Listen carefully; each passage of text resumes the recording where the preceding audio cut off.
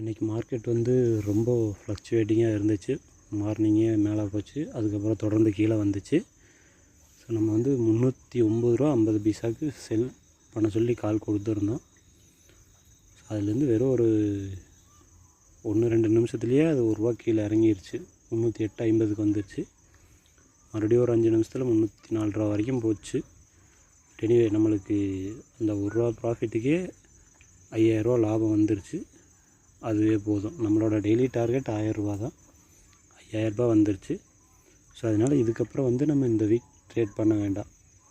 ஏன்னா அடுத்தது நாளைக்கு இயர் எண்டு, நியூ இயரு, அப்புறம் நியூ இயர் ஸ்டார்டிங்கு.